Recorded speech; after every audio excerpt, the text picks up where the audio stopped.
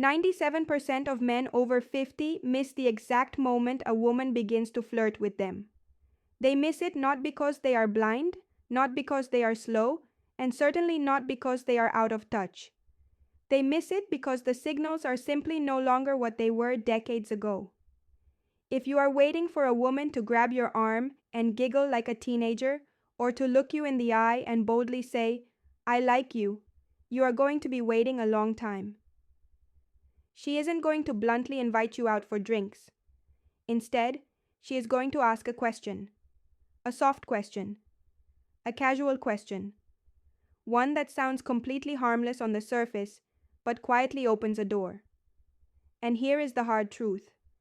If you do not step through that door, it closes just as quietly as it opened. That is how these moments slip away. You walk off thinking it was just a pleasant conversation.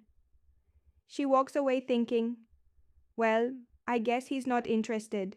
You didn't say anything wrong. You simply didn't say the right thing because you didn't realize what she was truly asking.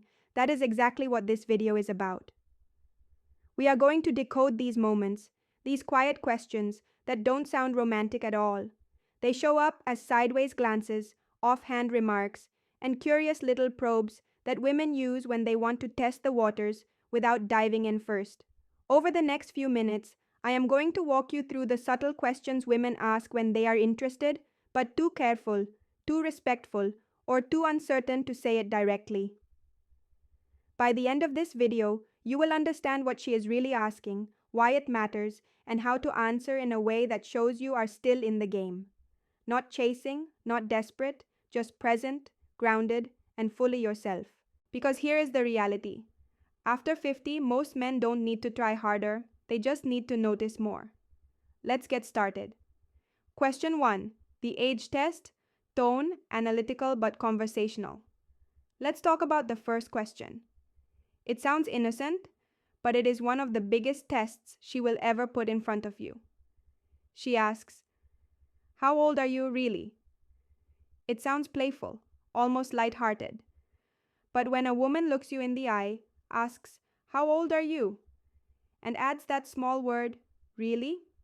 she is not asking for a number. She is asking for something much deeper. She already knows you aren't 30. She isn't playing a guessing game for fun. What she is doing is checking how comfortable you are in your own skin. She wants to know if you carry your age like a heavy burden, or like a quiet badge of honor. If you flinch, dodge the question, or turn it into a self-deprecating joke about getting old, the energy shifts instantly. Because what she is looking for is not youth. It is presence. It is confidence. A sense that you are fully alive in your own life, not apologizing for the years you have lived. I once spoke to a man named Rick. He was 64, divorced, with silver hair and a sharp sense of style. He met a woman at a jazz lounge, elegant and engaged. After some easy chatter, she leaned in and asked, "So, how old are you really?" Rick thought he was being clever. He replied, "Too old for you?" She laughed, but not the way he hoped. He felt the spark dim immediately. Later, he realized he didn't just dodge the question, he dodged the moment. The men who stand out are the ones who have made peace with their timeline. A better answer? Look her in the eye and say, "Old enough to know what matters, and young enough to still enjoy the ride." Or even with a slow grin, "You want my age or my attitude?" Treat this question like a door, not a trap. Because if she is asking, she is already thinking, maybe. Question 2. The availability check. Tone, empathetic. Another question that catches many men off guard is this one. Why aren't you married? At first, this can sound personal, even judgmental. But when a woman asks this with a gentle tone, it isn't an interrogation. It is interest wrapped in caution. She isn't digging into your past just to hear stories. What she is really asking is, are you emotionally available now? Is there room in your life for someone like me? This is where many good men stumble. Some launch into a history of heartbreak and divorce. Others get defensive and say, "Marriage? Tried it once, never again." Both responses quietly close the window she just opened. She listens to how you carry the answer, whether you are at peace with your past or still dragging it like luggage. I remember a man named Gerald, 67, a widower. He met a woman at a community garden. She smiled and asked, "How come a man like you isn't married?" He froze. He gave a stiff answer about things not working out and changed the subject. She stopped coming to the garden a week later. Don't make Gerald's mistake. A better response is simple and steady. Try saying, "Life kept me busy, but I have space now for something real." Or, "I just haven't met the right woman yet. Maybe until now." Give her a reason to wonder what comes next, not a reason to regret asking. Question 3. The insecurity test. Tone. Insightful. Here is a question that throws many men off balance. Do you date younger women? Some men hear this as a compliment. Others treat it like a trap. But she isn't asking about your dating record. She is quietly checking your openness. She is asking, could you see someone like me as more than just a friend? She wants to know if you make her feel seen and respected, or if you are comparing her to an imaginary group of younger women. Men mess this up by bragging about younger dates to prove their virility, or by shutting it down and saying, "I'm way too old for you." Both miss the point. What she is really asking is, do I have a chance? I knew a man named Marcus, 59. He met a woman in her mid-50s at a bookstore. She asked him, "Do you usually date younger women?" He paused, smiled, and said, "I like women who bring good energy. Younger or older doesn't matter much to me. What matters is that we click." That conversation led to dinner, and dinner turned into something more. When a woman asks this, it is about permission. She wants to explore the possibility without looking foolish. Respond with clarity and kindness. Question 4. The compatibility check. Tone, reflective. This next one may sound like small talk, but listen closely. She asks, "What kind of woman do you usually go for?" She is not just being curious. She is comparing, weighing, and checking to see if she fits the picture you carry in your mind. This is not about building a checklist. It is about seeing whether she has a chance to be that woman. Do not start listing physical traits like you are ordering off a menu. Tall brunette, likes golf. That tells her you are chasing an image, not a connection. Instead, speak about qualities that matter. Qualities that could easily live inside the woman sitting across from you.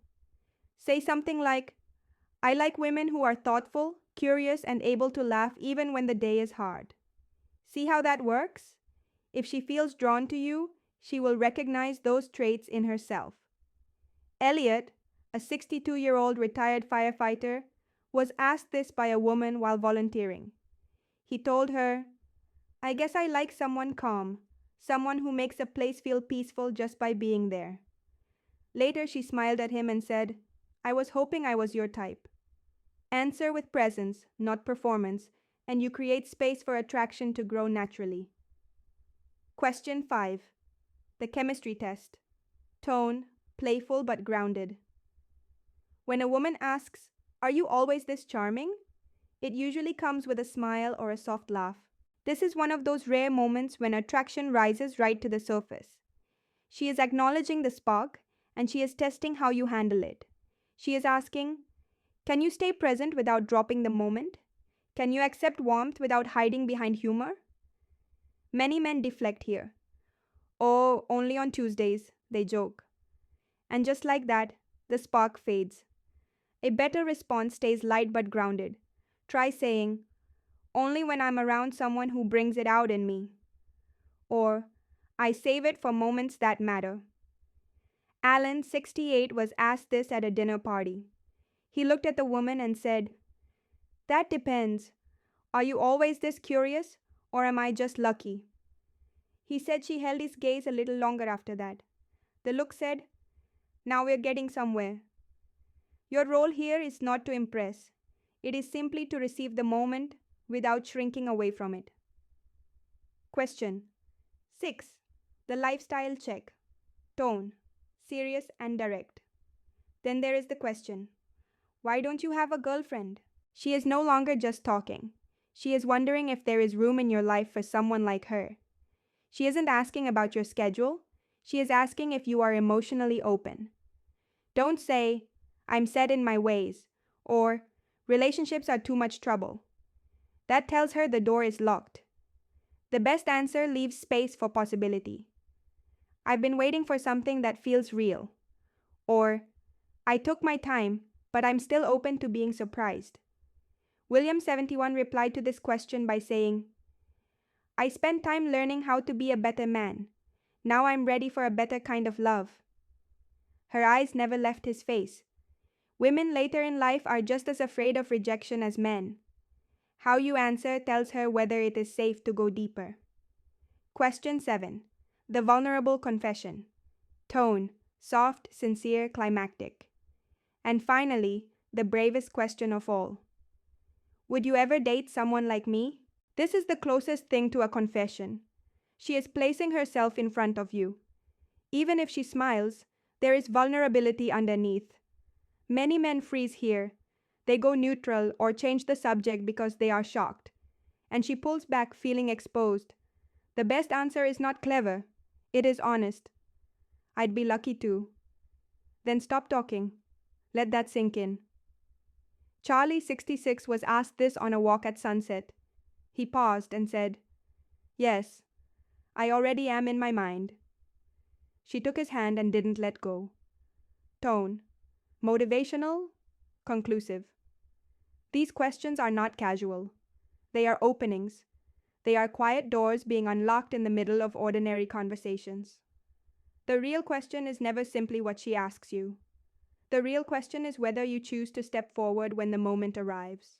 So, the next time you hear one of these questions, do not reach for the punchline. Do not treat it like a trap. Treat it like what it is, an invitation. Because if she is asking, she is already hoping the answer is yes. If you found value in this video and want to master the art of connection at this stage of life, make sure to like this video and subscribe to the channel. We have a lot more to cover, and I don't want you to miss it.